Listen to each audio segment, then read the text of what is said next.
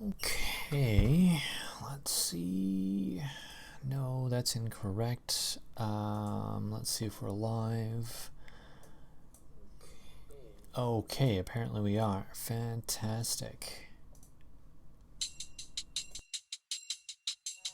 白岩学園3年 B 組の皆さん、こんにちは。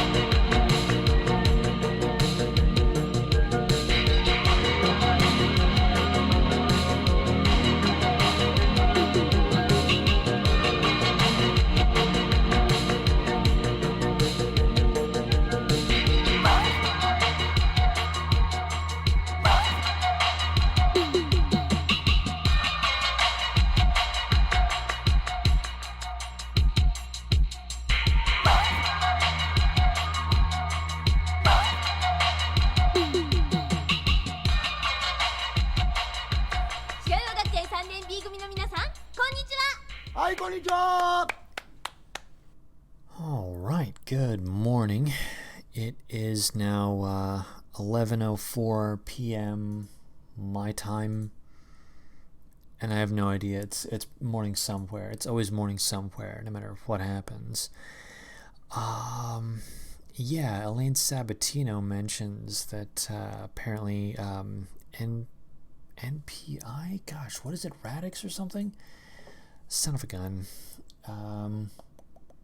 Yeah, NPI Radix. Yeah, a crap load of people that I've seen in these here chats were over at that one. Everyone should check out NPI Radix, by the way. Good guys. Good guys. I can only speak for Josh because he's the only one that I know over there, but good guys. Josh. Anyway, but yeah, it was funny to see overlap there. All right, so it's Sunday, and as where yesterday was the Sabbath, here in Christendom, we have our day of rest, which is Sunday.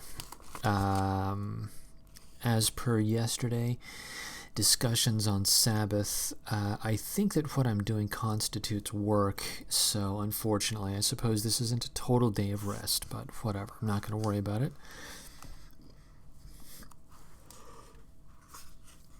Sorry, I had some food, and boy, it has done a number on old Eke, I tell you what.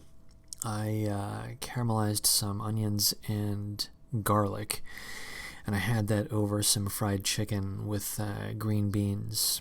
Simple food, but just fantastic, and something about it just put me in the mood for sleep.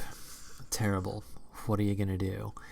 Anyhow, today I decided that since yesterday was Sabbath, today is our day of rest, and there just so happens to be a chapter on festivals, though today is not exactly a festival day.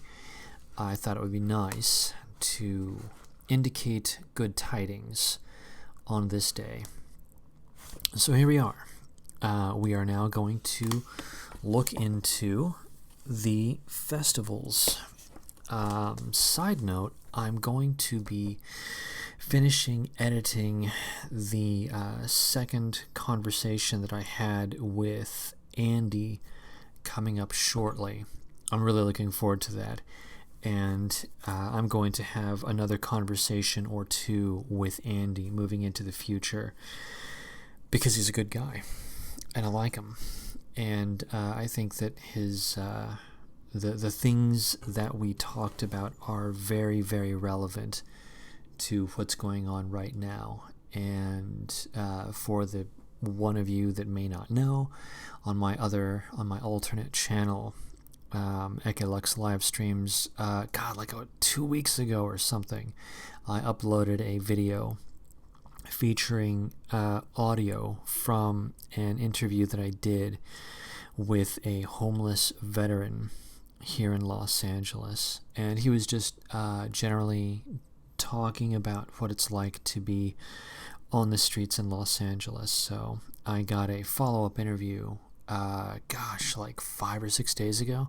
I keep meaning to put it up, and it's not good on my part to have been sitting on this audio for this long, but at any rate, point is, I'm uploading it soon, so just so you know, there's going to be a little more audio that's going to feature the street life of Los Angeles, basically.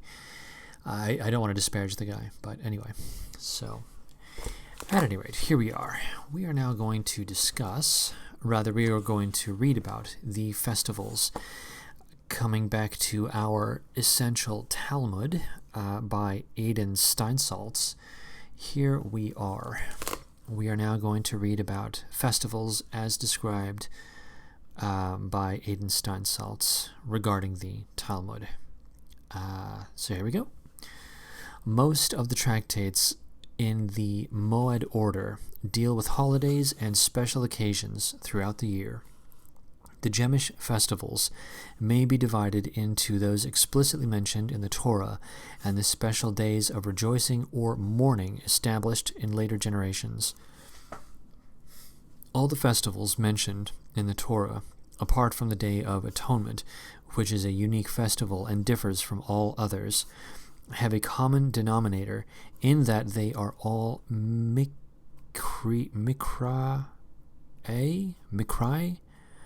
Kodesh. Sorry, just a weird set of syllables there.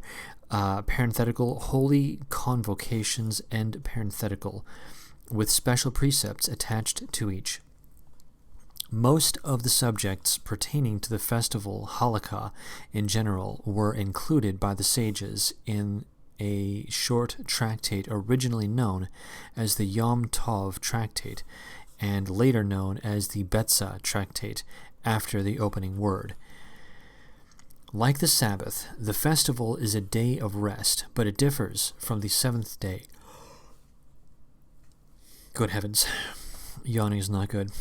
Differs from the seventh day in two ways. First, It is less strictly observed than the Sabbath, a fact which paradoxically enough led to the sages to which a strict view of somewhat of the festival legislation in order to prevent profanation of the day. Second, let's see here. I have to read that again. It's a weird sentence. First, it is less strictly observed than the Sabbath. Okay. A fact which paradoxically enough led the sages to take a strict view of some of the festive legislation in order to prevent profanation of the day. Okay, fair enough, yeah. It's a weird sentence, but whatever. Second, all labor was forbidden on the Sabbath, while the festival bans cover only melaket o avodah, parenthetical, that is physical work, end parenthetical, while work related directly to the preparation of food, parenthetical, lighting a fire, cooking, baking, etc., end parenthetical, was permitted. That's funny because this suggests that cooking is not permitted on the Sabbath. It means you got to cook twice as much day before. Some of the scholarly discussions of the sanctity of the festivals were aimed at elucidating the special aspects of holidays and conducting a comparison with the Sabbath laws. A good deal of space is devoted in these discussions to the question of Yom Tov Sheni Shel Galuyot, parenthetical, second day of festivals in the diaspora, end parenthetical. The fixing of this second day and the relevant discussions dramatize the history of the period. The Jemish festivals, parenthetical, and in fact most of the calendar, end parenthetical, are based on the lunar calendar. Rosh Hodesh, parenthetical, first day of the month, end parenthetical, was fixed for the day when the new moon appeared. The sages of the Mishnaic period had access to quite accurate information on the length of the average lunar month, parenthetical, within 2 seconds of the time now established by atonements, end parenthetical, but in principle did not rely on this data. On this issue, as on many others, they demanded empirical evidence of the appearance of the new moon. Testimony was taken from 2 independent witnesses who had seen the moon with their own eyes. The witnesses appeared before the authorized court, and if after, good heavens, I just realized that I was going to ask if perhaps Mr. Will to Power wanted to pop on and ask questions about the rest of the week. We had discussed this very briefly many days ago. I am going to set up a hangout just in the odd event that he pops by. If not, that's fine.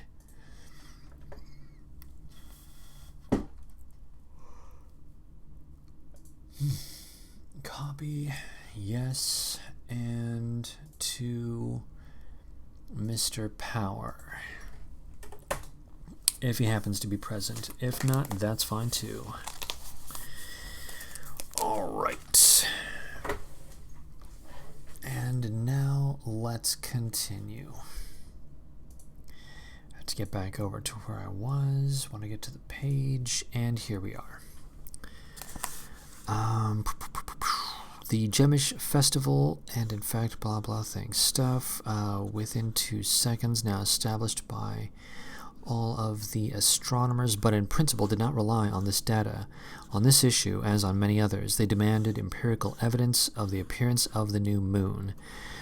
Testimony was taken from 2 independent witnesses who had seen the new moon with their own eyes. The witnesses appeared before the authorized court, and if after thorough investigation, their testimony was found to be reliable, Rosh Hodesh was fixed on that day. That's funny. Basically, what they're saying is you actually have to see the harbinger. That's funny. I suppose if it's overcast and you don't see it, then there is no celebration. Seems peculiar. Moving on, the sole court authorized to discuss this subject and to determine the beginning of the new month and hence the dates of the holidays was the Central Bet Din in Jerusalem. Subsequently, it was the Great Sanhedrin in its places of exile within Palestine. Only once, when Palestine was devastated by war and the court was unable to meet because of the decrees of the hostile authorities, did R. Akiva, not Tetsuo's buddy, determine the dates of the festivals from the diaspora. An attempt by one of the important sages, R. Hananiah, nephew of R. Joshua, to fix the dates in Babylonia, encountered the violent opposition of the Palestinian sages, who sent special emissaries to foil this scheme and proclaimed dramatically that the fixing of the calendar from outside Palestine was a denial of the Torah and an attempt to establish semi-idolatrous temple in Babylonia. The leaders of Babylonian Babylonian jewelry, yes, as in jewels, rubies, and emeralds, immediately abandoned this scheme.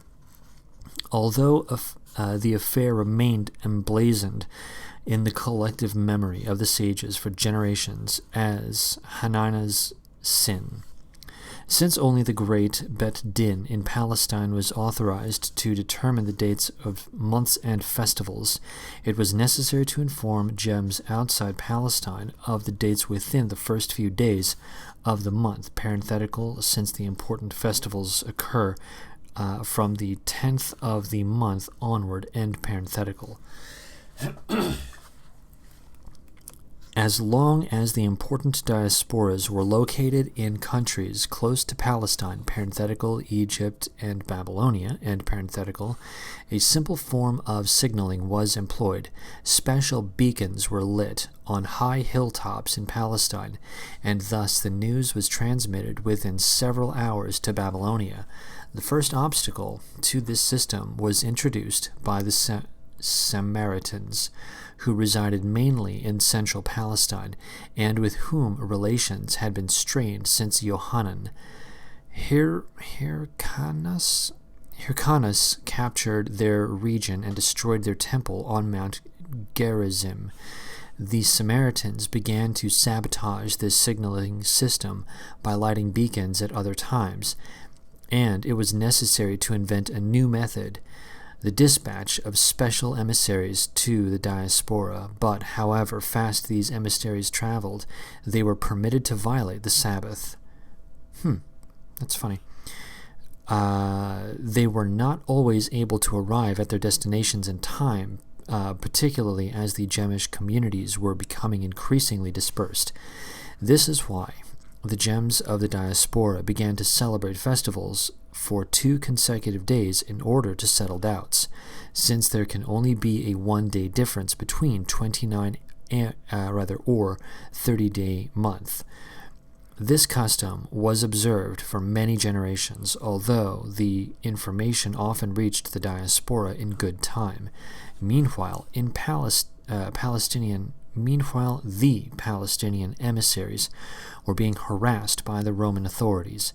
The Romans realized that as long as the Gemish communities abroad were dependent on the Bet Din in Palestine, they would remain subservient to the Palestine center and dependent on it.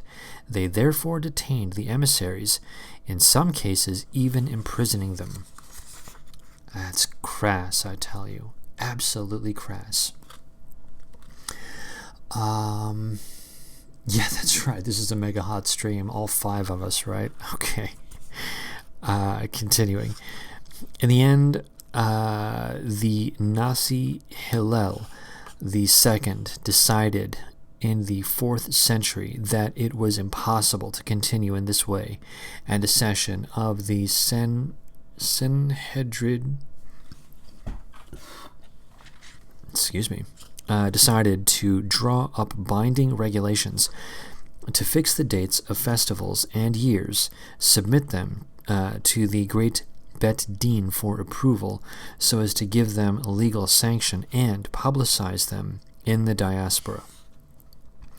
After the publication of the calendar, fellow white communities became independent of Palestine regarding the dating of festivals. Then there arose the problem of how to celebrate the second day of festival in the diaspora when it was no longer essential. The Palestinian scholars who were questioned replied that although the central reason had disappeared, the diaspora should continue to observe ancient customs. The second day of the festival, observed out of respect for tradition, became known as the second festival day of diaspora. It closely resembled the first day of the holiday, with slight differences in the reading of the Torah and Haftarot, and in later generations in the liturgical poems, but it was considered necessary to define the relations between the 2 days and the actions permissible on the second day. Externally speaking, the 2 days of the Rosh Hashanah, parenthetical New Year, and parenthetical festival belonging within this category, but in the Talmud, the sages differentiated between the cases. The fact that the New Year is celebrated for 2 days is not connected with problems of communication with the diaspora, but rather to the procedural problems of taking evidence at the beginning of the month. In the Second Temple period, it was sometimes necessary to extend the New Year to 2 days because the witnesses were tardy. Remembering, for those listening who are new, the 3 people that popped in, the only way that the festivals could be initiated, because they operate on a lunar calendar, the only way that the festivals could be initiated were if the new moons were actually visibly confirmed. So a person would have to say, yes, I actually did see the new moon. It's a very important process there. It makes sense, I suppose, in ancient times when fewer people had access to things like calendars. We must admit that we are somewhat spoiled here by having frickin' Google. I can look up waxing and waning moons right now and know within seconds what's going on. Ooh. Excuse me. All right, let's continue. Diaspora, rather procedural problems. In the Second Temple period, it was sometimes necessary to extend the New Year to 2 days because witnesses were tardy. After the destruction of the temple, only 1 day was celebrated for some time, until the old custom was restored in commemoration of the temple. As to the other festival days, even when 2 days are celebrated because of doubts about timing, they remain, quote, festivals of doubt, end quote. A festival of doubt. How can you not love that? Oh, freaking Will to Power is in fact here. He is absolutely here. I'm going to finish this paragraph and then I'm going to get over to Will to Power. Here we go. Only one being the true festival. In contrast, the 2 days of Rosh Hashanah are regarded from the point of view of the Halakha as one long day lasting 48 hours for celebration purposes. All right, I'm going to halt reading for the moment, and I'm going to pop over to Mr. 2 Power. Let's move over. Mold bones. Okay.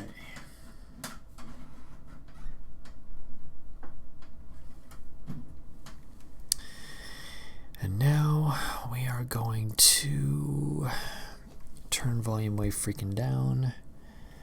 And let's get over to our window cap. And it looks like, all right, I'm going to modify the window just a touch so it doesn't look so retarded. And boom, we have transitioned may I ask Mr. Two Power to say hello if he is in fact present? Hello. Oh, that's just fantastic. How's it going, buddy? It's going well. How are you? Yeah, doing good, doing good. I'm I apologize for Culture Bearer interrupting your train of thought there. I was fine just chilling. No, it's completely fine. Because we had talked a couple days ago about the possibility of discussing questions or thoughts regarding some of the things that I'd been streaming about, and I guess the floor is yours. Do you have any thoughts on some of the subjects that have been covered over the past couple of days? I must be completely honest that I only tune in to little bits and bobs of your streams in the past times. Okay, so that was it for Will to Power. Thanks for joining us. Exit stage left. But I was hoping that maybe, obviously I've got my own experience, reading the scriptures. So maybe if there was questions and queries you had, like comparing the Talmud to the Bible, because I've read, large segments of the Old Testament and know the narrative. All right, fair enough. For the moment. So I do want to be useful, Right.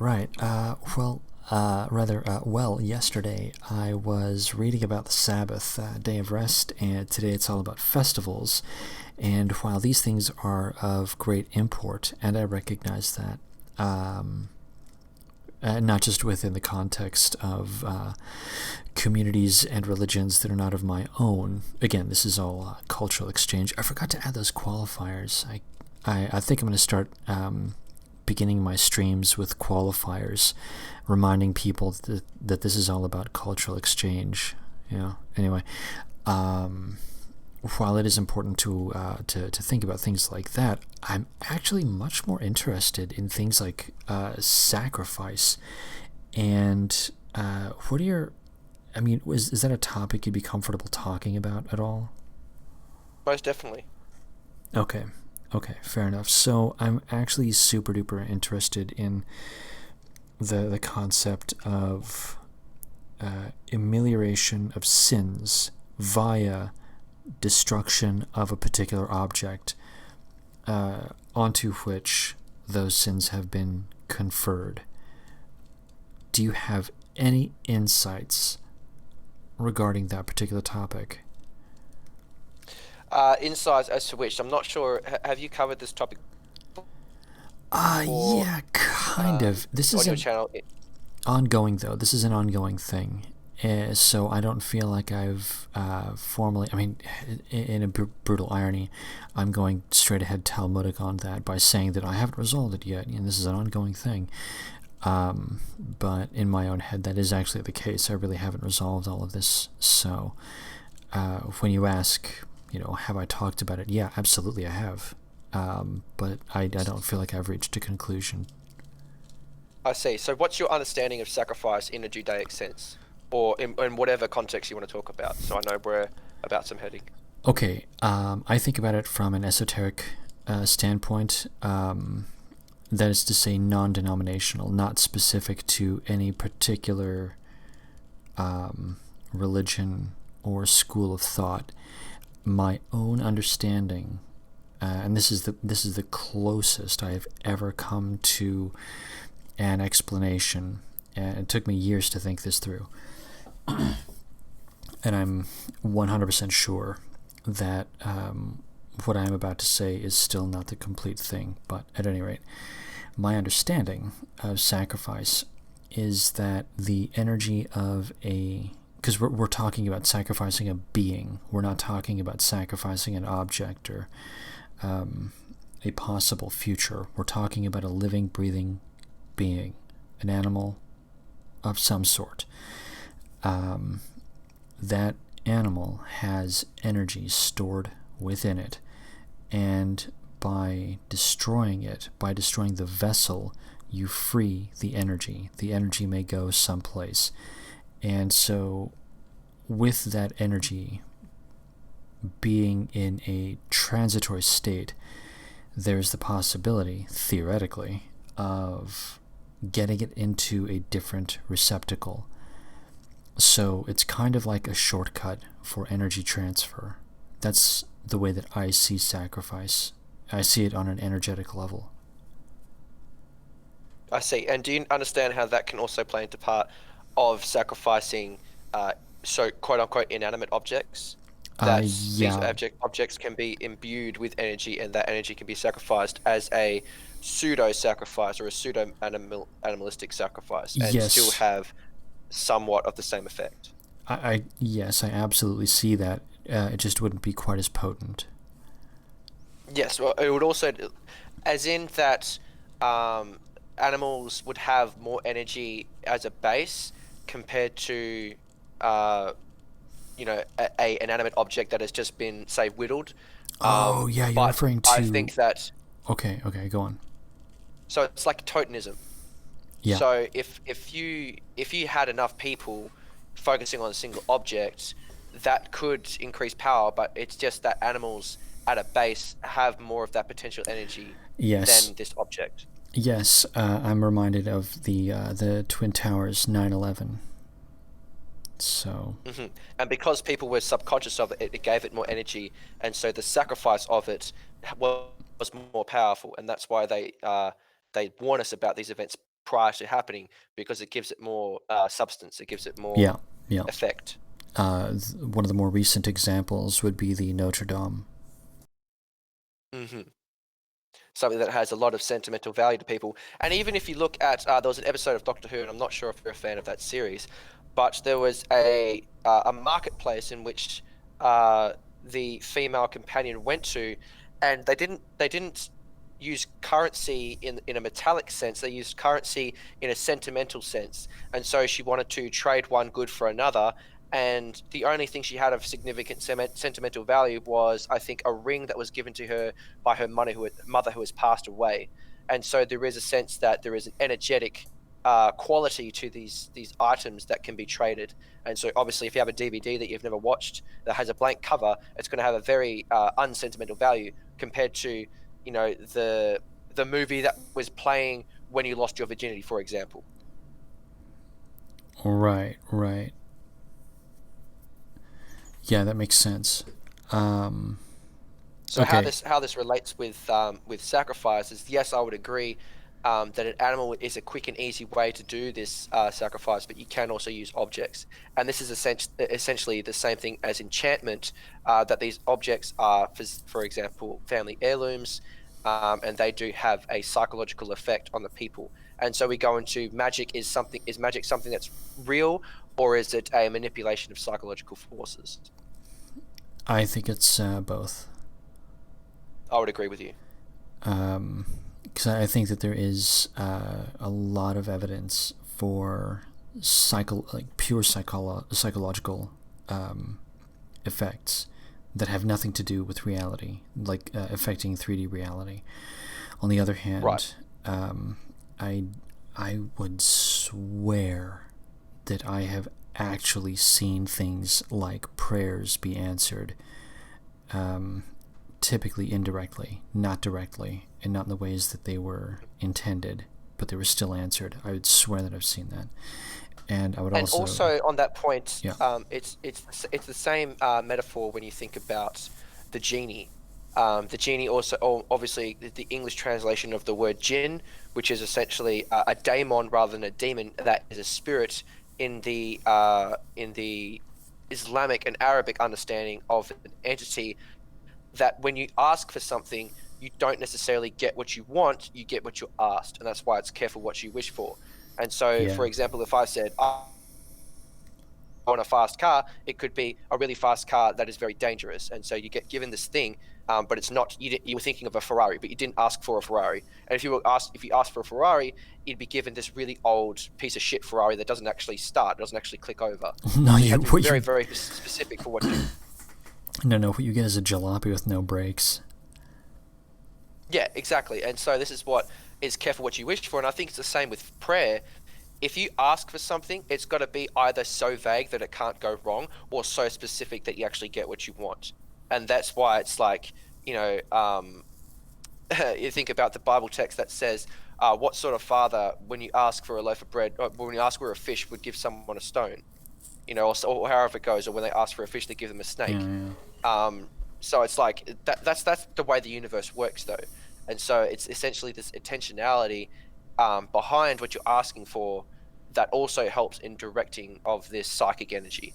And I think that when we're talking about 3D space-time, it in a sense it can manipulate what we would call inanimate objects, but I think it's also the fact that you're contacting spirits that are either beneficent or malevolent that manipulate space-time on your behalf because they're partial to you or impartial to you. That's actually my thought process as well.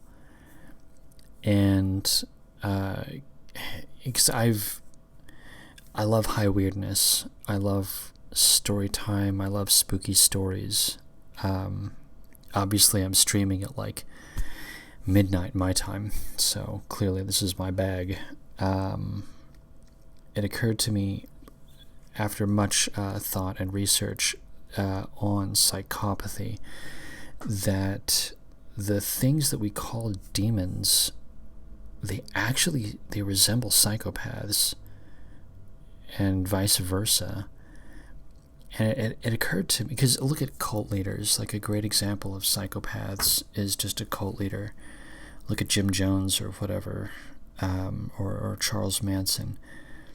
These guys are just fucking crazy weirdos, and they manipulate people, and they just speak gobbledygook and gibberish or whatever. And invariably, And I think this is, in a sense, the reason why there is such a anti-idolatrous attitude and sentiment in Judaism, or at least the Abrahamic tradition. yeah. But they don't step out of that tradition and realize that their own cult is in fact demon worship, just the same as all the other cults are. Yeah, I actually agree with that, and I don't want to go too far into it, but I would say that there are certain religions that in Minecraft,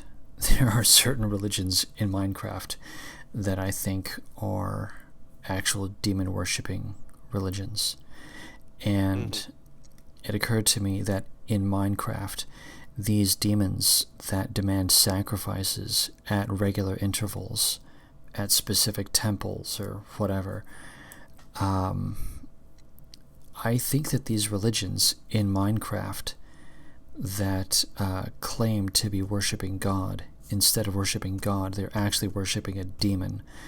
And if you assume that this demon, whatever it is doing exactly what you're talking about, which is making some attempt, however effective it may or may not be, making some attempt at manipulating space-time on behalf of a person that's doing a particular thing, then it seems as though there could be two things happening at the same time. Maybe the release of energy going to a receptacle. Maybe that receptacle is actually the spirit, the demon, in Minecraft. Maybe the energy from that sacrifice goes to the demon. What do you think about that? Well, it's exactly what we're talking about, sell your soul to a devil. So you're making a contract, and so this opens the pathway for energetic transfer. And when we're talking about energetic transfer in the spiritual realm, on large, it's important, I think, to have the context of, and I don't mean to plug anybody here, but Jen Shaft's unified field model, because it is the fact that when you are an embodied spirit, the energy that your spirit receives is from both solar energy and through caloric intake. And so when you become a disembodied spirit, you need another way to, in a sense, receive spiritual sustenance. And so what you see demons doing is either, getting off on the emotions of others, whether that be through fear or through love, because obviously there is a spectrum of emotions. And you think about, I'm not sure how big you are in comic books, but you have the spectrum of the Green Lantern Corps, right? It goes from hate, hate, greed, fear, willpower. I think it's hope, compassion, love. And so it goes like that. And so you can see that these entities are feeding off you one way or another. They feed off your praise. They feed off your anticipation. They feed off your contractual contractual agreements, and they're doing whatever they can do to prevent themselves from decaying, from entropying, from fading energetically. And so, whether or not you find this being to be benevolent or malevolent, you're in a contract either way, and they are parasiting off you. Sometimes, like if you think of a social context, right, and you think of a quid pro quo, reciprocal relationship you have with someone, you are in a sense expecting them to give you something in return sometime for the good things that you've done. It is, and even if you do something pro bono, you think that, oh well, God's taken that to the tally anyways, and I'll get paid for that in the afterlife. You are in a sense doing things always in a contractual manner, in a quid pro quo manner. And so when we're talking about a particular demon in Minecraft or another, it doesn't really matter because they're operating off the same mode. They're operating off the same code, algorithm, narrative. So I think it's just your personal taste when it comes down to it. And it is inevitable that these cults will be in conflict with each other because they want the same thing from different things. So in a way, it's just love versus hate. It's funny. Well, it's like how God, Yahweh himself described himself. I am a jealous God. I love you, but because of my love for you, I'm going to protect you and wage war for you on your behalf. So it is a relative sense that his absolute love for this particular tribe is going to result in the extermination of another tribe. That's necessarily the case. We're in a finite world, working with finite resources in finite territory. And so it will be the case that one must come over the other. And so while they're going to Baal and saying, help me out, they're going to Yahweh. And so it's merely propaganda that say that our God is the more powerful, because that's an energetic transfer. If people believe they are the more powerful, then in a sense, the energies flowing towards that being is going to empower it. But if you say Yahweh is inferior, Yahweh is this, Yahweh is that, he will in fact become inferior, at least psychologically. And so we go into the actuality of magic in the spiritual realm, or if magic is purely a psychological phenomenon. That's interesting because it brings to mind the concept. I'm going to use a little g, not a big G. It brings to mind the idea of the death of a god. And if you had a demon that was convinced that it was a god, it would want to remain a god. Imagine for a moment that this demon that thought it was a god only existed from belief that it was a god. And the moment people stopped believing that it was a god, it would cease to exist. It would die. That would give it great motivation to demand that people believe and that it get extra energy through sacrifice or whatever energetic boosts it could ask for. That's an interesting idea. Exactly. That's the way I perceive how spirits work in our universe, because it's essentially the same way as a human that is disembodied, or in fact a human that is embodied, works. So it's like when people want to be relevant, you think about a relationship, all right? If you do not put energy, so let's say there's one being and another being, and that contractual relationship is essentially the cult, right? Or the religion. If you do not keep putting energy in that mutual relationship, then that energy will, the relationship will decay. It'll die. So this religion will die. And so you don't know anything about this being anymore. Where that goes, nobody knows. If it goes and it's still maintained by another relationship, what have you. But it becomes an extension of yourself as long as you maintain the contractual agreement. If that contractual agreement fades, then in a sense it has no effect on you. I actually, I noticed that back in my 20s when I had a cat that, because I've always had cats because I live in apartments. I had a cat that I didn't hang out with as much as when the cat was a kitten. And I noticed that the cat had grown somewhat distant. And at the time, I was like a nihilist, and I didn't believe in anything, and I didn't believe in God or relationships, and whatever. I was a bit of an asshole, to be honest. And one day... That's a standard 20-year-old. Yeah, it's awful, but what are you going to do? Anyway, I decided one day that I was going to not take my cat's friendship for granted, which I had at the time been doing. And so I decided to just start playing with the cat and hanging out with it and just doing random stuff. And within a couple of weeks, the cat suddenly started being super friendly and would sleep on my bed at night and all this good stuff. So I've seen that in a non-human relationship. I've also seen, I mean, of course, everyone's seen that in human relationships. It's just that a cat happens to be an easy baseline. You know, dogs are known for being super loyal, and my God, you can abuse a dog. It's not cool. I'm just saying that you can, and the dog will still end up loving you weirdly. The great animals, just whatever. Anyway, the point is that with cats, you actually do have to be a little more consistent, because cats genuinely do need a lot more attention in order to reciprocate the affection. But it's... And this is what we talk about faith as well.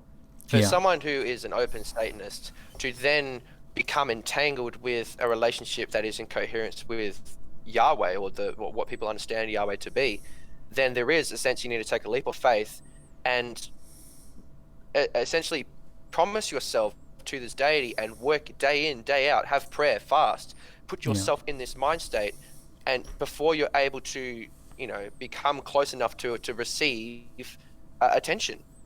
So it is like having this strange cat, or even a strange dog who's a friend's dog, for example, never met you before, very skeptical of strangers, but if you're around it all the time, not necessarily doing anything, right? If you're just in a mindful state in proximity with this dog, it's going to warm up to you, you know, eventually. Now, it may take a whole lot more time. It may take the entire dog's lifetime, but there will be a change from one state to another because you're more familiar with it.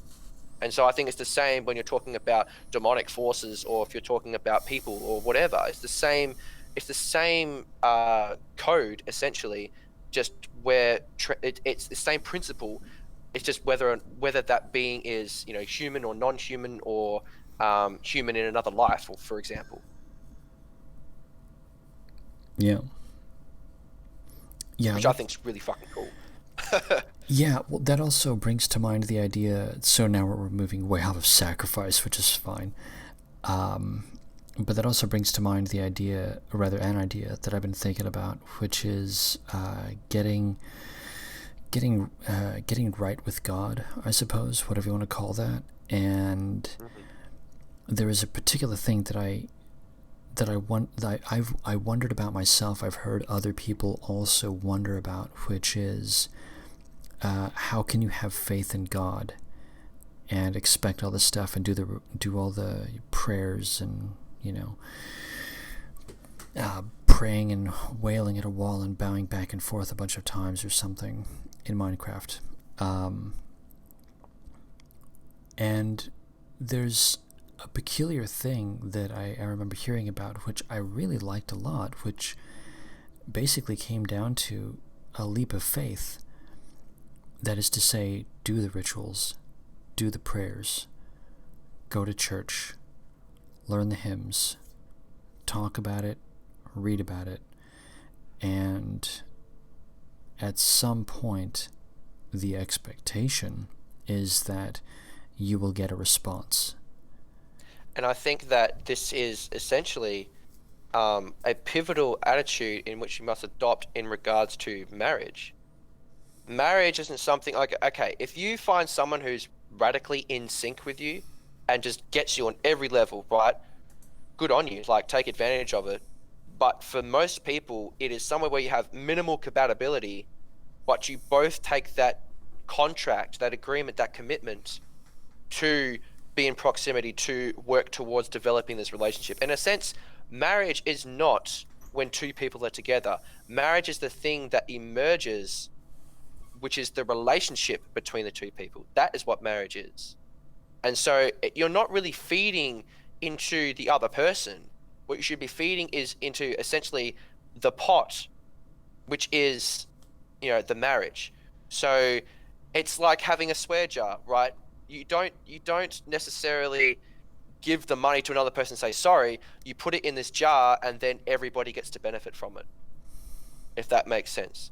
And so that is essentially what we need to be looking at when we talk about marriage, rather than just, you know, it's a friendship, or we're just in love, or something like that. I think that is a very an unproductive way to look at what marriage is.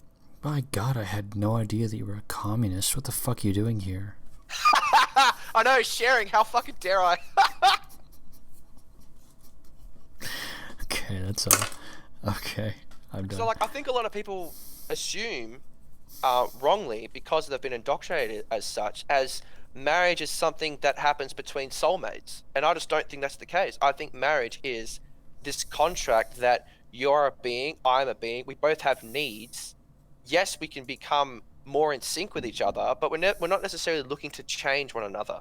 And I think that's the problem with a lot of young people when they look at going into relationships. They desire to change the other person. That's not going to happen. It's just Yeah. adapting. And Yeah. so it's the same thing with God. It's like God is going to be, oh, okay, little g, the God is going to be the God, and you're going to be you. It's just how you navigate that relationship so you can both benefit. Obviously, they want worship and you want Gibbs. And so that's how it's going to work. Yeah. Okay. From a little g standpoint, I agree. From a big G standpoint, I disagree. But I do understand what you're saying. Well, my position, you can't do much about the big G. The big G is just the big G, and you're a speck. Like, he's not really interested. He treats everybody the same, like impersonally. Don't even know what you're talking about. He fucking loves me, bro. Okay, mate, whatever you reckon. I'm the bee's knees.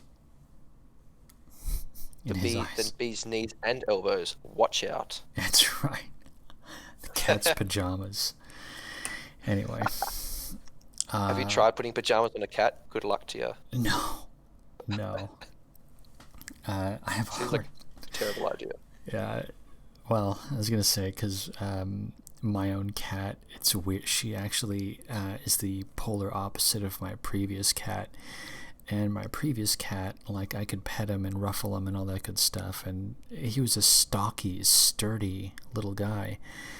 So, yeah, I would, like, pet him. I would, ruffle him, all kinds of fun stuff. And my current cat, she is a tribble. And so even petting her, she's just so soft and weightless that there's just, like, nothing there. So she just sort of, like, rolls off of my hand like I'm petting, like, a hanging shirt or something. It's hard to explain. She's almost wispy, so the only way that I can pet her is to pick her up. It's really funny. Anyway, shit, how did I get to that thought pattern? Cat's pajamas. Big G, bee's knees. No, cat's pajamas. Have you ever tried putting pajamas on a cat? I have a hard time petting my fucking cat, let alone putting on pajamas. Forget it. No way. Anyway, that was it. It's like 2 minutes to explain the stupid joke. Alright, I'm done. At any rate, so, okay, cool. So basically, your idea of sacrifice, interestingly, is to actually energetically... It reminds me of... Did you see the movie Odd Thomas? Odd Thomas? No, I haven't. I think we'd have to stream it on your channel and get this shut down. Absolutely. Let's do it right now. Not going to do it. Odd Thomas was a movie that was made in 2013. Interestingly, they did not disclose the budget, which makes me think that they got the budget from other areas. And it is surprisingly red-pilled. One of the elements in the movie, and I'm pretty sure I'm very sure that I'm remembering Odd Thomas as opposed to who dies in the end? Somebody dies in the end. What the hell's the name of that movie? Dies in the end. That narrows it down. John dies in the end. That's the name of the movie. John dies at the end. Is that an indie film? It sounds like a title from an indie film. Of course it's an indie film. It's all I fucking watch is retard fucking movies that nobody cares about. Well, at least you're not a retard that nobody cares about. That's right, yeah. But I watched this movie. I'm 80% sure. Yeah. Odd Thomas is the one that I'm thinking about. I didn't actually see John dies at the end. Whatever. Odd Thomas is about this guy who can see, like, critters or whatever that nobody else can see, and these critters that no one else can see. That's actually super important. These critters are like an extra dimensional set of beings that feed off of the negative emotions of people. And so whenever there is a terrible travesty, calamity, event, and a lot of people suffer, these little guys wander around and they feed off of the energy of suffering. And that reminds me very much of the Minecraft demon. So, Yeah, a lot of people in the like the I wouldn't even know what to call it, like the woke community. yeah. They have this thing called, I think it's pretty much called the Gnostic community, because that's what they are.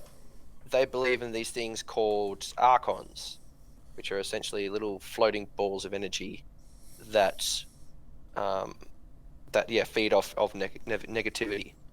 And I think such things exist out there, whether or not it's exactly how they describe it, but I believe there are different beings that behave in different ways that can be communicated with, whether it be through energetics or through the spoken word or through rituals or dance. I think they can be communicated with, and that's a big thing that I want to get across to people. Is like, even though I'm only into philosophy and I'm a white nationalist and I'm active in politics in the local area, I still acknowledge these, what would you call, mystical components of life. Yeah. And I think to deny them is to put yourself at a disadvantage, sincerely. So, that being said, I'll continue on to whatever you want to talk about. Oh no, that was it. Also, funny side note, amongst the definitions that I read for the word archon was landlord, or no, lord, master, lord, Master, king. Yeah. And I think it's kind of funny that there's this thing that feeds off of negative energy. And if you think about a Minecraft demon, little it's G, called Hashem or the Lord. Well, Hashem is the name, but Adonai is the Lord. Exactly. It would be this thing that you're sacrificing to that demands energy in some form or whatever. And it would just... And then the Phoenician term would be Baal. Yeah. But it's essentially, we're talking about the same thing. And there was a lot of confusion in the Minecraft tribe of which one is the true one, which one came before. And obviously they share a lot of characteristics. And eventually the Yahwist sect gained prominence for whatever, however they got there. Yeah. And this is why I, in my own head, because it makes the most sense, I have decided that my interpretation currently, which could change, but my current interpretation is that there are actually multiple archons all calling themselves Big G, even though they are all little g's. And this is why... Yeah, they're working in tandem with each other. Correct. And this is why you end up with peculiar anomalies where they seem to give conflicting advice. And of course, when I say this is all technical. I'm not saying that I actually believe, in these things in the absolute sense. I'm just saying that this is the easiest story that I can wrap my head around.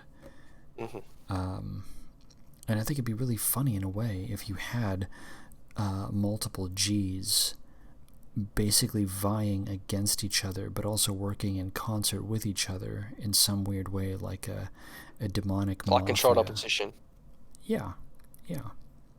And they could work more or less, and they could share in the energetic spoils.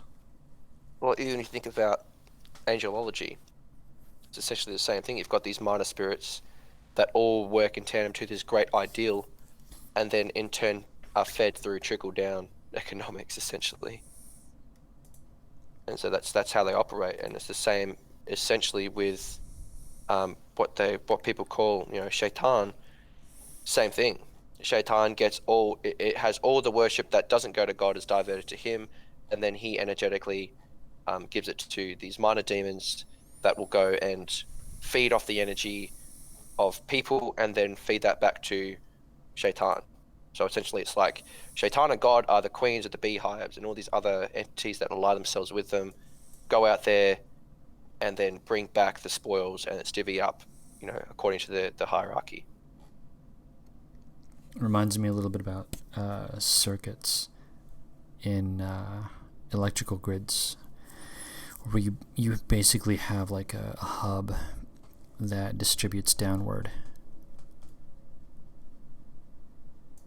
It's funny. Yeah, definitely.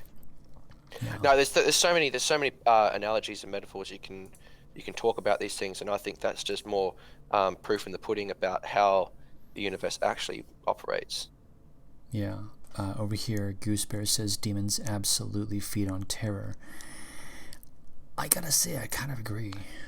Ilian Sabatino says that she's never heard of Odd Thomas. It's not a bad movie. I'm not going to say that it's excellent, but I will say that it's not bad.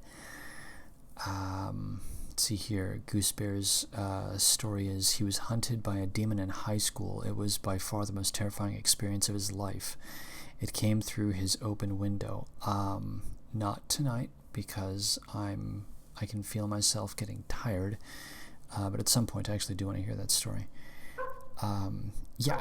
There's a thing that Buddhists would say, which is that to defeat an evil demon, laugh at it. I thought that was a really There's another echo of that in Harry Potter. Yeah. What is it? The Boggle, I think it was called. Yeah. And you had to have the spell ridiculous and change it into something funny, because I think that's an interesting point, because humor and horror work off the same principle, and that is subverted expectations. Yeah. And so essentially you choose one path or the other, and whereas fear will put you in a certain response, humor is something that's more, you're comfortable with it, but it still gave you a little bit of a fright. And so it's interesting how they have a correlation. Yeah, actually, one of my favorite movies of all time. My favorite movie. It's just number one. I just fucking love The Shining. It's my favorite movie ever. Here's Johnny! I know, it's great. The weird thing is that's actually not my, that's one of my least favorite moments in lines, even though it's the one that everyone mentions. Yeah, I get that. One of my favorites actually is when when Dick Halloran is talking to Danny, and he says, well, what's your favorite food then? French fries and ketchup. I don't know why, I just love the way that comes off. It's really funny. It sounds so innocent. Anyway, I noticed when I was watching that movie, even way back in my 20s, that movie is actually timed for humor. If you watch the pacing of it, and if you just watch the way that it comes across, there are a lot of, it's hard If you put laugh tracks on it, it would be essentially a 2-hour-long sitcom. In some way, that's actually the case. Seriously. I think even if you look at not classical, but 80s horrors, like the slasher films, same thing. Yeah. If you watch it in a way that you can suspend disbelief, and just like, look at this bitch be tripping over nothing. Bitches love be tripping over nothing. Yeah, it's true. The same thing. No, it's completely true. You watch Wendy running around screaming like a rag doll. It looks really funny and weird. But it's like, what are you doing, bitch? It's obviously, the more you scream, the more it's gonna you're wasting oxygen. Calm down. The funny thing is that I've noticed that whenever I get flustered and upset myself, it's not that I turn into Wendy, but I do find myself in my own head basically doing the same thing. I'm just hyperventilating and staring and being like, what the fuck, bro? It's so funny. So even though the movie, when Wendy is wandering or running around trying to get out of the hotel, it's funny to look at because she looks like a fucking retard. I think part of the amusing thing is that I look at her and I'm like, well, if I was in that situation, I'd pretty much be doing the same thing. I'd just be running around trying to get the fuck out as fast as possible, and I'd look like a retard every step of the way. That's actually pretty funny. I mean, it's just the way that it is. At any rate. Just be that way sometimes. Yeah, you're not wrong. Yeah, it's a horror movie, whatever. But yeah, I do think that your idea about humor and horror being, because I think that you and I discussed this the last time that we talked, which is that humor is a great way of dissipating a fear response. So whenever there's something... Even David reckons, and I know he's your best friend, reckons it's a relief of cognitive dissonance. So like if you see something that surprises you and you laugh it away, it resolves the problem. But really what demonic forces feed off is you being in a constant state of apprehension, which is where the fear is. Yeah. You know, fear is false expectations appearing real. Yeah, that's one of my favorite boomer memes. I love that one. And I kind of have had that experience. I've had experiences a lot like that where I've had just crazy things happen to me and I've been fantastically fearful. Sometimes rightly so, incidentally. But for the ones where I knew that it was purely psychological, it's really weird that, like, the moment I just say to myself, Eke, you're being retarded, settle down, just, you know, whatever the situation is, resolve it in the way that it ought to be resolved, you know, pick a solution, pick a situation. And then I kind of do it, and then it's like everything's fine. One of the smaller examples of this is once in a blue moon I have a nightmare, and sometimes there's one time I had a nightmare and I woke up and the nightmare involved, it's so weird, the nightmare involved my cat turning into a leprechaun that would kill me. It doesn't make any sense, but whatever. It's, you know, it's a fucking dream. They do weird things. And when I woke up, my cat was curled up sleeping at my foot. And so, you know, having just woken up from this horrifying nightmare where my own cat was about to kill me for some fucking reason, and then seeing my cat at my foot, I spent approximately 20 seconds just staring at my cat with a fearful expression on my face. And then after about 22, 23 seconds, I was like, the fuck am I doing? This is stupid.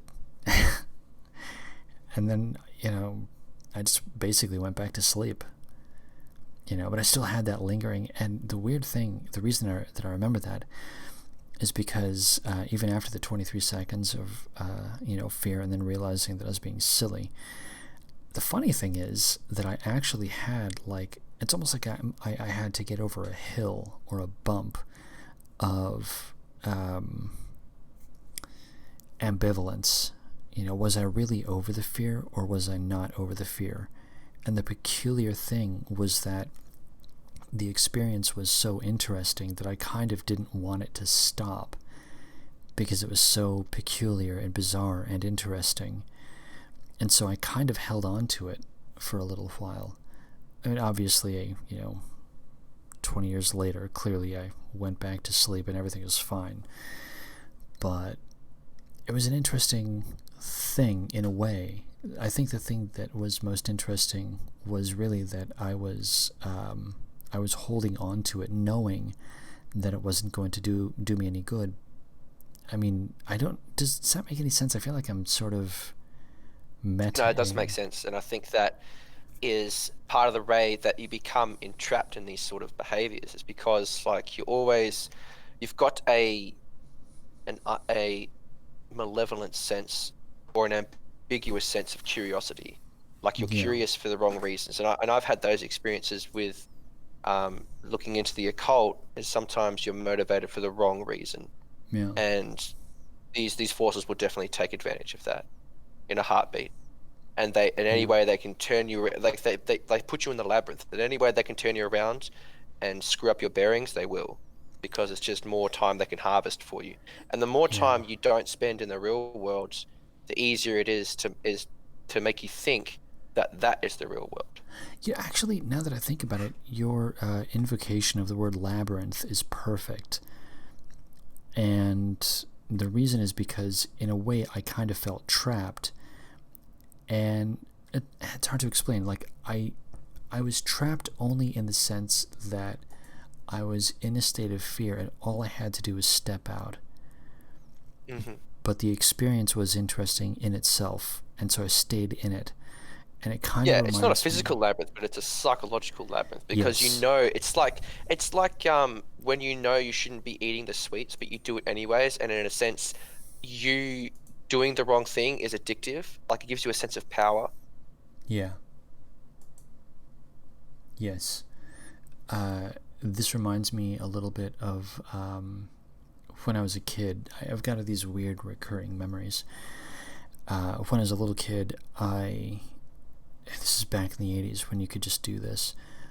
I went on a bike ride intentionally to try to get lost, and I did. There was a section of the town that I lived in that was very difficult to navigate because there were all these weird turns and intersections that didn't line up, and the streets were not in a grid pattern and so on. And it was an overcast day, so I could not use the sun to get a gauge on what direction I ought to be going. And I actually did get lost. And for a clean, I think, like 3 minutes, maybe as many as 5 minutes, I actually was like freaked out. I was like, oh my God, how am I going to get out of here? What am I going to do? Where am I going to go? And because I made one of those loops, everyone knows about those loops, where you figure you're going to go in a particular direction and it's going to lead you out, and through a series of weird turns you end up in the same position again. That exact thing really did happen to me, and it was freakish. And of course, I just decided to engineer my way out. I was like, okay, I'm going to go through and just figure out, what series of turns I made, and I'm going to alter one turn or something like that. And, whatever you have to do, you figure it out, and I did. But, again, the weird thing is that when I was freaked out at having been lost, I was like, oh, this is great, this is an adventure. And so I kind of held on to that experience. So for maybe, for that 5 minutes that I was freaked out, like, half of, I was really excited, because I was like, yes, this is a real adventure, and I kind of wanted it to linger for as long as possible, which I think is funny. It's like there's two different parts of your psyche. One part wants you to get lost because it's something new, it's something novel, Yeah. but the other part wants to be safe. Yeah.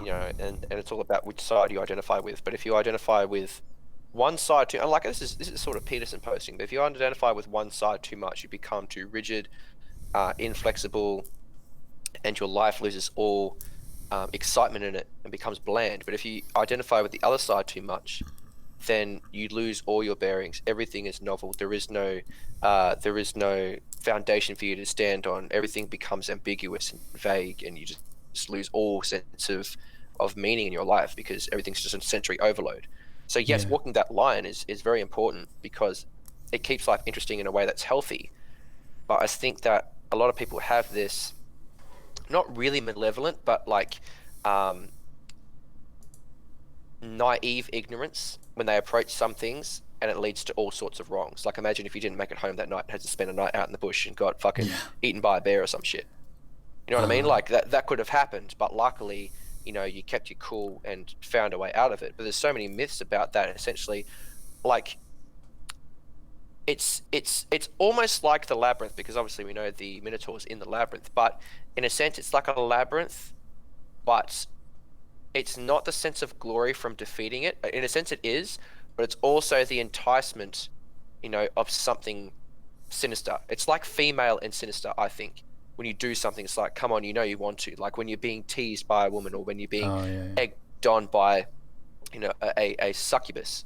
It's the same thing. It's like this enticing, oh, I know this is bad, but I want to do it anyways sort of mentality. And I think a lot of people get stuck in that because it's always that sense of gratification is just on the end of the stick. It's so close yet so far. Yeah.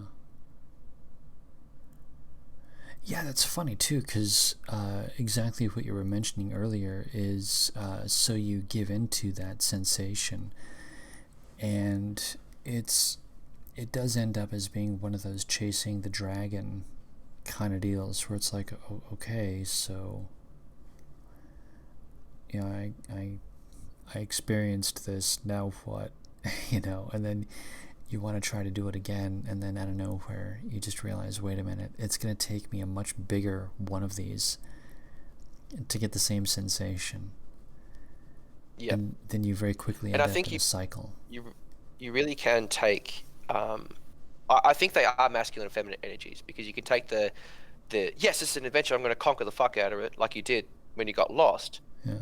But then it's like there's the feminine way that is like, what if I just get lost a little bit more, and a little bit more, and a little bit more, and then you sort of decay from this sense of the human into this man animal, and just a little bit more and a little bit more. And you can see this happen when people become seduced by chemicals, just a little bit more, or relationships, and it really is sinister.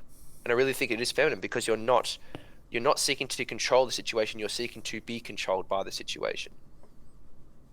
And I think you can get a lot of that with cults as well. It's like, I just want daddy to take care of me. Yeah. Rather than, I want to be the boss in the situation and send the hierarchy. And this is why women are ultimately submissive, because they want that daddy control. I think it is really out of whack when they seek to be dominant. But they're dominant in such a way because people are allowing them to be so. If people were more overt and more masculine, then they would find their place and be happy with that, I think. It's just because they're so emboldened by modern society that we see them, taking CEO positions, running for office, becoming prime ministers of different countries. I really do believe that. And I believe they would be happier, and society would be a whole lot more balanced if we had men that weren't afraid to be men. Even like, never listen to what a woman tells you to do. They always want the opposite when it comes to a romantic relationship. Always do the opposite, because they're shit testing you. They want to see if you are controllable, and if they can control you, there's a difference between being predictable and being controllable. If you're controllable, they'll get bored. And if they're benevolent, they'll let you go. If they're malevolent, they'll use that to your disadvantage. Yeah. Yeah, it's funny because that brings to mind, by the way, thank you very much for the Jordan B. Peterson posting. That was just fantastic. Big fan. Don't forget to wash your penis. That's right. Huge fan of washing things. But that reminds me very much of, oh gosh, yeah, we're moving way off of sacrifice now, and even further off of festivals. This is just tangent stream at this point. Not really. We could let this back into festivals, because there was, in a sense, Nietzsche talks about this in, I think it was The Birth of Tragedy, I'm quite sure, where he talks about the Dionysian spirit, where in the ancient Greeks or the classical era, there was, even in the Romans, this sense of just let loose, just go crazy one day. Everybody puts on masks, everybody's debaucherous, no holds bars, essentially like the Purge, except more orgastic. And orgasmic, maybe? Orgastic, orgiastic. One of those two. Orgiastic, that's the word. Yeah. And that was just like a let loose, let your animal out just one day a year. And Nietzsche was very fond of that. He liked the nostalgia of thinking about doing that, because I think human beings are not comfortable with the animalistic side. And that suppression, in a Freudian sense, leads to other degenerate behaviors, because you do it in a passive way, or in a offhand or a covert way, rather than openly, honestly, in a constructive way. Yeah. I actually think this is one of the reasons why Halloween is so important, because it sort of gives you an excuse to sort of have a directed and controlled outlet for it. So bad things are going to happen. Or rather, there are impulses, drives, and appetites that will seek some kind of manifestation, and if you can create a safe-ish environment to allow them to manifest, then there's some direction to it. Does that kind of make sense?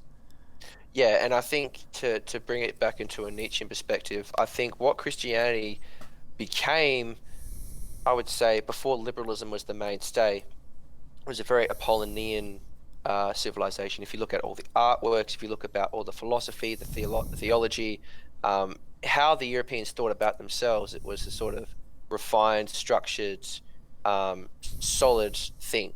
Yeah. Whereas the ancient Greeks understood the necessary tripartite balance between the Stoic man, sorry, not the Stoic man, the Socratic man, the Apollonian, and the Dionysian man.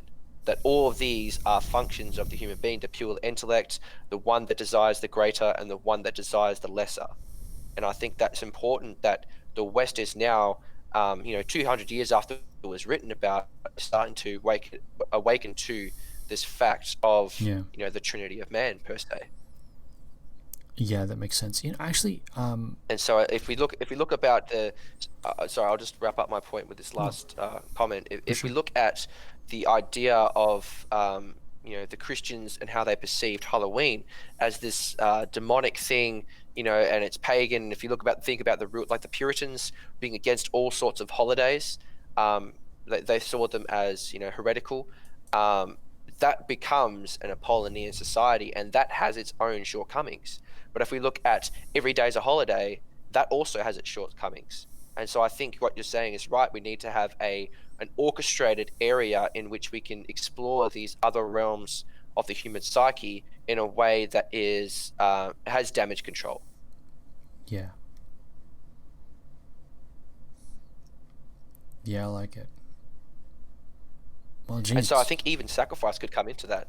Sacrifice, because when you think of the origins of Christmas, it's whether it be Santa Claus and Yule, or whether it be the modern incarnation of Yule time, which is Christianity. It's still based off essentially a sacrifice. The idea that Christ is born, which will lead to his determined sacrifice, which will lead to our salvation.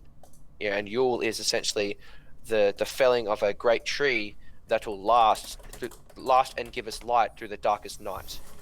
And so essentially it's both a ritual focused on bringing light to the world. Christ is the light that guides all men, so on and so forth. Yeah. And these things happen in the northern hemisphere, in the darkest time of the year. And so I think it is essentially a ritual about sacrifice. And I think the Europeans would have a different way of perceiving the darkness.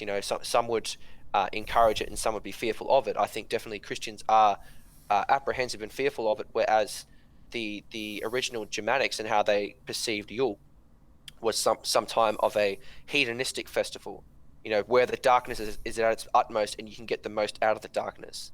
Rather than expelling it, it's like enticing it to come and play.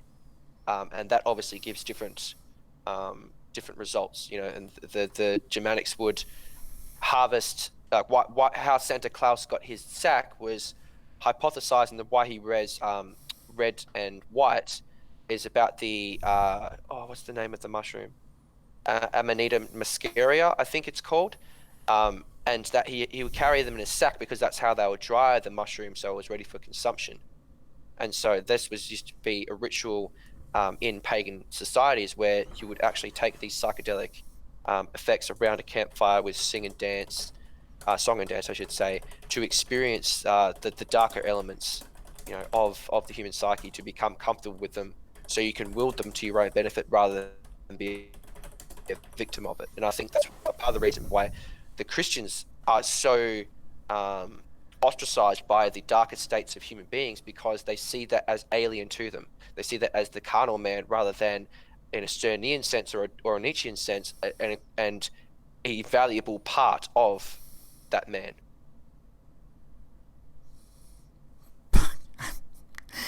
I understand the words that you're saying, and they sound like really great too, but I'm actually a little bit too tired to be able to fully comprehend them. I'm really bummed out about that.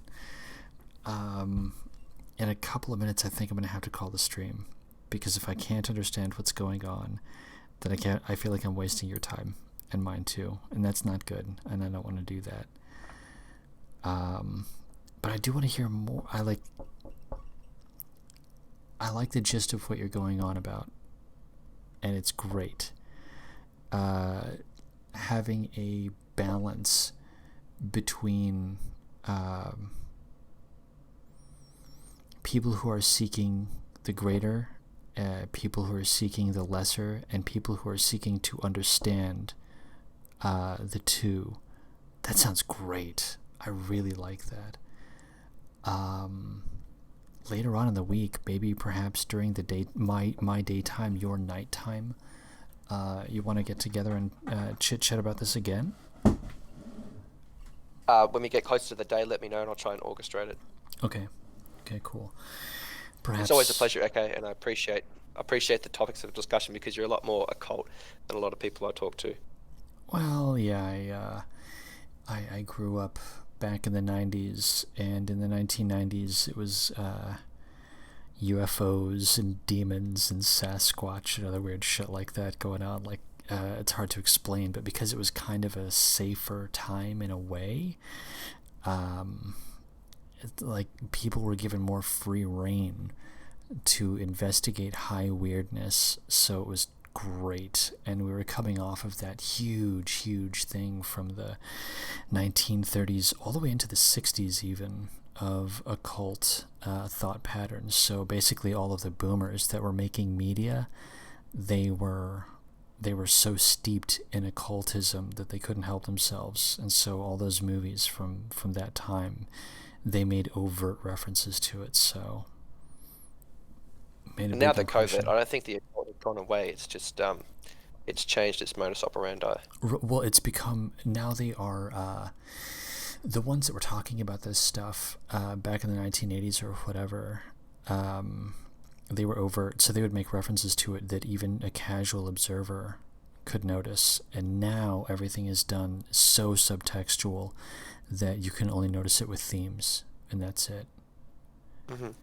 So, because yeah, like if you watch the movie The Dark Crystal, like, I fucking love that movie, man. Oh, it's fantastic. But they're not hiding anything. They're like, no, we're talking about this shit, and they do. Yeah.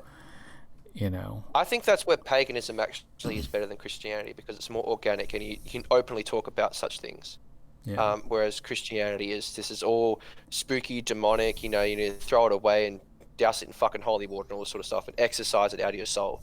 Yeah. But I don't think that's really true, because like I think these causes, and this is my perspective, completely different from Christianity, but I think that the causes of these emotions and these topics are something within the human psyche, within the human character, that if you exercise it, it's merely cutting off the tumor, not addressing the root cause of the cancer. Yeah. If to use a Christian sense, it would be considered a cancer in a Christian sense. Yeah. Yeah, and this is we're moving into theological concepts that are again a little beyond me right now. So sadly, I'm not going to be able to. Well, we can leave it off here and readdress it another time. Yeah, I think I'm going to have to. I'm sorry about that. That's fine. A bummer.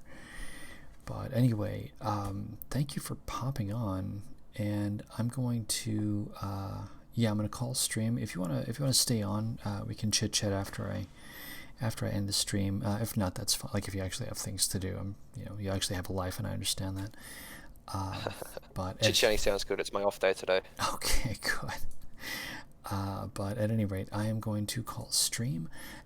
Today I am going to be playing in a different track. I'm just going to go with the standard outro. I lined up a couple of tracks, but I'm just going to go with the standard outro. I'll play the interludes on another day. So anyway, good old calling of stream. Will to Power, thank you very much for popping on. I highly recommend finding a rifle club. They must exist somewhere in Perth, Austria. So definitely you should check one of those out. And amongst the things that you should have in your mind when you actually do handle a firearm, as is your God-given right, you should have the 4 rules of firearm safety in mind. Rule number 1, always treat every firearm like it is loaded. Rule number 2, never cover or sweep anything that you are not willing to destroy.